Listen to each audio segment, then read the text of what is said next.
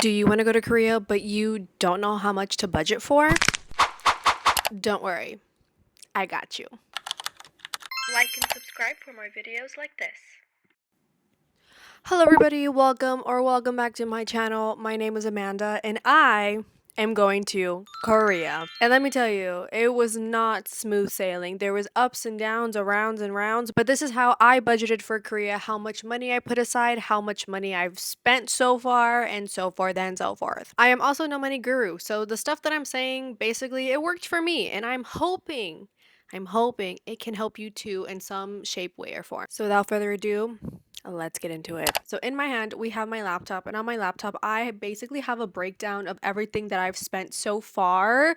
I am not including spending into this. Spending is like a whole different beast in itself, but I will talk about it. So let's get into it. So for me, when I was saving for Korea, I don't want to say it was like easy peasy lemon squeezy because obviously life happens and things happen. So I feel like I have like an unconventional way of saving in a way. But anyways, first things first. I do have student loans. If you did not know, I went to college. I graduated college. I have my bachelor's degree and all that fun stuff. And I have student loans. So that means once a month I pay money to the government. Yes. But honestly, I don't regret going to college where I went to college because I met some of my bestest friends over there and I had so many amazing opportunities as well as like finding who I was as a person. So you know what? It is what it is. So, because of my student loans, that determined how much money I would put aside every single month. So, we're going to rewind a little bit, okay? It was, I want to say October or September of 2025, September, October, around there, when I finally decided, like, hey, I am finally going to put money aside for Korea. I want to go to Korea.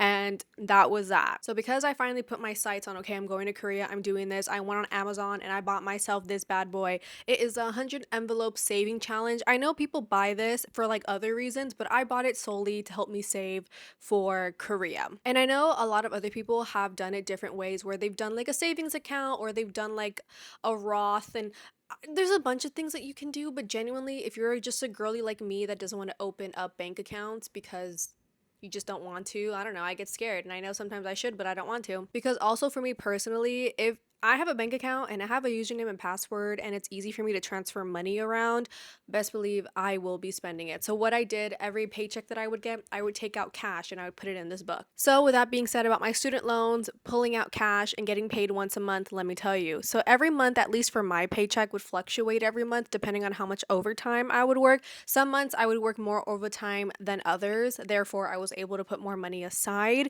So like I said, September, October is when I decided, okay, boom, bam, like I'm going to start saving for real for Korea because my goal was to go to Korea in July of 2026. Obviously, that did not happen, but it is still happening, you know? So for me personally, I try to put as much as I can away saving wise, but honestly, any little thing helps because if you're not going to Korea anytime soon, you can literally put like 50 bucks, 20 bucks, 30 bucks, 40 bucks, 100 bucks. Like it doesn't have to be like a crazy amount like I was doing because I wanted to go within less than a year than when I decided I was going to go. That's why I put so much aside.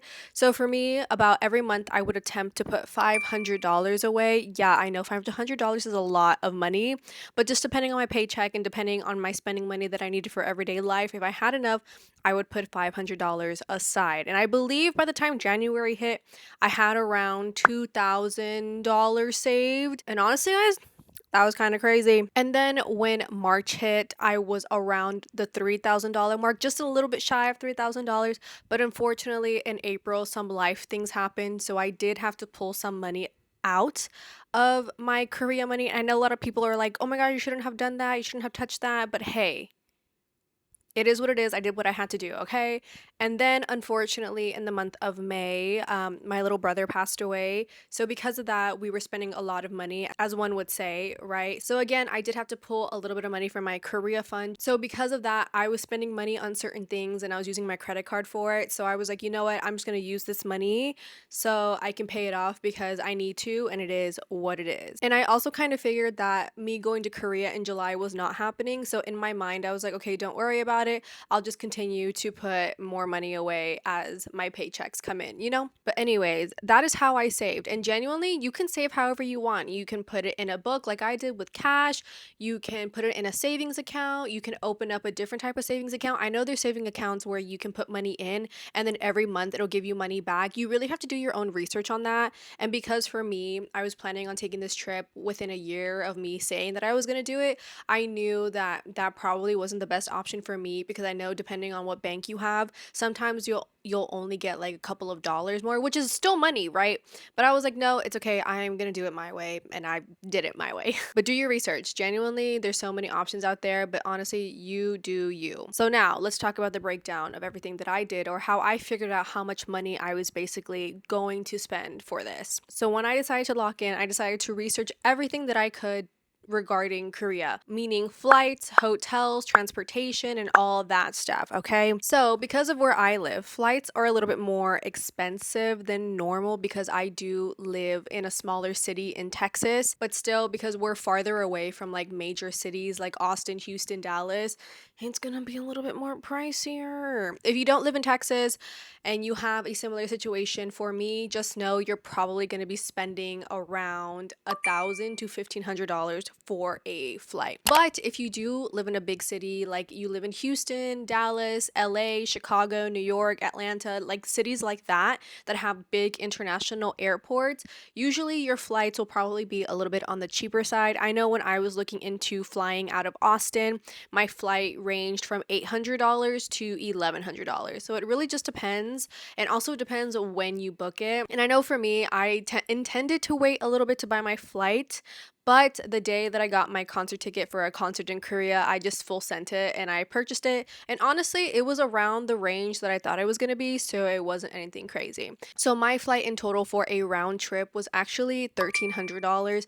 I know, crazy, but honestly, I was already planning to pay in that range anyways. So when I saw it was like right smack in the middle, I was like, perfect, cool, amazing. Now moving on to hotels and Airbnbs. So before I even had this trip set in stone, I was already looking at hotels, I was already looking at Airbnbs, and I was also messing around with dates in the sense of how many days I would stay, how many days I wanted to stay, and see what the price ranges was. So when I was first looking, I was thinking that I was going to be in Korea for 2 weeks because I thought I was going in July. But depending on what area you stay in, some areas will be cheaper than others. It really just depends on where you want to stay and where you want to be. You know, if you want to be in the more popular areas, more than likely you're going to be spending more than if you were in an area that wasn't as popular, if you know what I mean. But when I was researching, I was trying to see which was better, if it was better to get an Airbnb, if it was better to get a hotel. And honestly, prices would fluctuate. So I honestly was okay with either or. Now, this time around, when I'm going to Korea, I'm only needing a hotel for, I believe,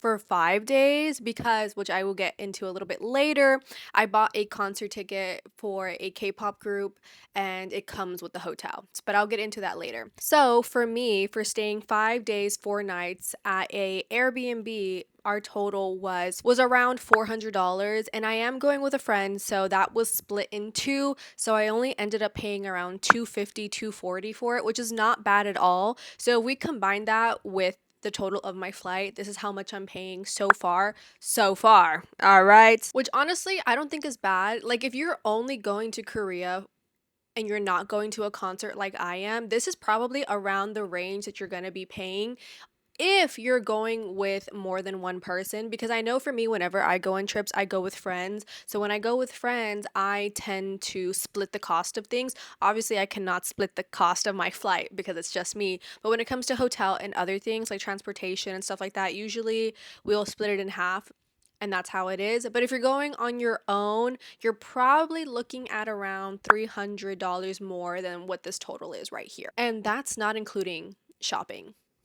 So now we're moving on to your extras or anything that you want to do. Like if you're going to Korea for a concert or for a music festival or for anything like that that you can get prior to going to Korea, these are what I would like to call extras. So this was my extra. So like I said earlier, I'm going to Korea for a K-pop concert. I'm going to see NCT 127. In Korea, if you did not know, concert tickets are so cheap. Like they're literally so cheap. Like it's insane. So there's 3 days of the concert in Korea and I'm going to two of them. I'm going to day 1 and I'm going to day 3. But but let me tell you, if you're buying a regular Korea ticket, like if you're just going to the concert normally in Korea, honestly, you're kind of looking at a range in between $70 to $150. And 150 is VIP. Whereas if you were buying a VIP ticket in America, you're looking at $700, which is crazy because I've seen NCT 127 in America for $700 and there was no hotel attached to it.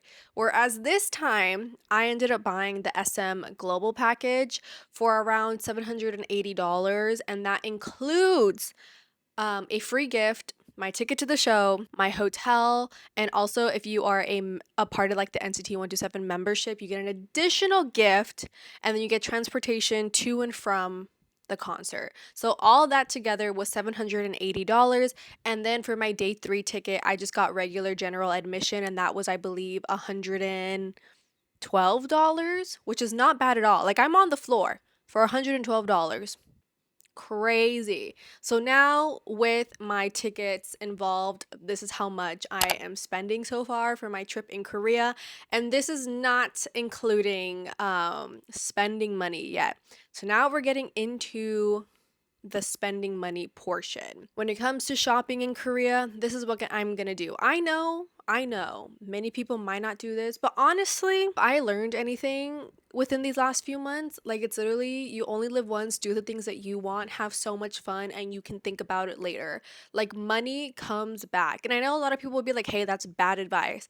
But honestly, just for me in general, I'm doing this and I'm doing this to have fun and I'm going to do everything possible that I can to have fun. Obviously, I'm not going to go crazy when it comes to spending money, but I'm still going to have fun. You know, what I plan to do for my shopping is obviously when you go to another country, you need to make sure that you have a credit card that can be used in another country or your debit card. It really just depends. You have to call your bank sometimes to be like, hey, I'm going to such and such country, just letting you know, because sometimes they'll think it's like fraudulent because they'll be like, hey, you're normally here and now you're all the way over there. What's happening? But at least for me, with the credit card that I have, you don't have to do that. I'm still going to call just to double check, but it is what it is. So once I pay off my flight that I have on my credit card, as well as a few other things that I have on my credit card that I still need to pay off, I know, crazy, sorry. I will be using my credit card mostly to spend money over there. I do get paid after I come back from my Korea trip. So honestly, I think it's okay for me to spend as much as I want. Obviously, I can't spend as much as I want because I do have a credit card limit. But it's okay. But if you want to give yourself a budget, give yourself a budget. I think my budget is probably going to be around $2,000, so to speak. I don't think I'm going to hit that. I know whenever I see on social media people when they go to Korea, they spend a lot of money in the sense of like skincare and makeup and all that. And don't get me wrong, I will be spending money on that. But I have a vision of what I want. And once I get what I want, if I have enough money to spend for extra things, best believe I'm gonna do it. I have a few things on my list that I want so bad. So once I spend my money on that, we can go for there. You also have to think about food and drinks and other little attractions that you don't realize, which is basically I would put like in the extra category, so to speak, because I know for me, I'm a sharer when it comes to food, and most of the time, me and my friends share food, so we always split that in half also. So it also works out that way. But realistically, the main things that you have to worry about, I think, would be your flight over there and where you're gonna stay, because obviously those are like the main things, and then everything else kind of just like falls back afterwards. And then if you want to give yourself a spending limit, you can also do that as well. So right now, this is what I'm currently looking like I'm going to be spending for my trip to Korea, and so forth and so forth. And there's still things that I'm going to be purchasing for this trip. Like I'm going to be purchasing trip insurance. I'm going to be purchasing an eSIM as well. And then I'm going to be purchasing just like, essentials that I need on the flight and so forth and so forth. But going back full circle to the very beginning of the video, how I did this is what one day I just decided to lock in and be like, this is what I'm going to do and this is how I'm going to do it. I bought my 100 envelope saving challenge notebook, and then every month I would pull $500 out of my account, or of my check, I guess you could say, and I would put them in cash in this book. Again, you can put it in a savings account or a different type of account that you have. I just did it in cash because I thought, or I think it worked best for me that way. And then also, you don't, again, like I said, you don't have to be putting like a lot of money in. If you know when you want to take this trip, like let's say for example, right now you decided in July of 2026, I'm going to Korea, but you still don't know like when you want to go, but you have an idea of like the year and the month. I would use that to also gauge on how you're going to save as well, because I don't know if I mentioned this, I only get paid once a month. So that's why it was really, really hard for me to like put a certain amount aside sometimes. Like it was hard to put 500 aside every month, because getting paid once a month, I had to do my finances and be like, okay, this, and this. Like, what am I doing? Okay. Whereas there's some people that get paid twice a month. So it might be a little bit easier to do things that way. And then at least for me, I have my student loan, so that's another expense that I have to worry about that other people don't have to worry about sometimes. But yes, main ones are your flight, your hotel or your Airbnb, and then your shopping money, and then also for your food and all that stuff. But if you're going to a K-pop concert like I am, that's not an SM group, an SM entertainment group, you're looking at $150 to $70 for a ticket. So you also add that as well. And then another thing that I like to do is I like to put a bigger number than what I anticipate on my list of things, just so I can over prepare. I don't know if anyone else is like this, but for example, when I was thinking of flights, my over the top number was 1500, so I made sure I had 1500 saved. Or when I was taking money out for those circumstances that I had to take it out, I always made sure that my flight was taken care of, because I knew that was going to be the most expensive thing. So I always made sure, I always planned like ahead, where I was like, okay, I think my flight normally probably will be around 1200, 1300, but I'm going to say 1500 just in case. The same thing for the Airbnb and the hotel. I think I'm going to be spending around 300, so let me save 600 just for that, just in case, because you never know, something can happen. And then when it came to my concert tickets, I did go on SM Global prior to see what other packages, what they were like and how much they were for the package that I was getting. So I kind of saved around there, and also I had friends that have also done SM Global package, so they kind of like updated me a little bit, being like, this is probably the amount of money you're going to spend. So I put a little bit more above that. And then when it comes to shopping, that's going on my credit card. Don't follow me, but it's going on my credit card, and I can worry about it later.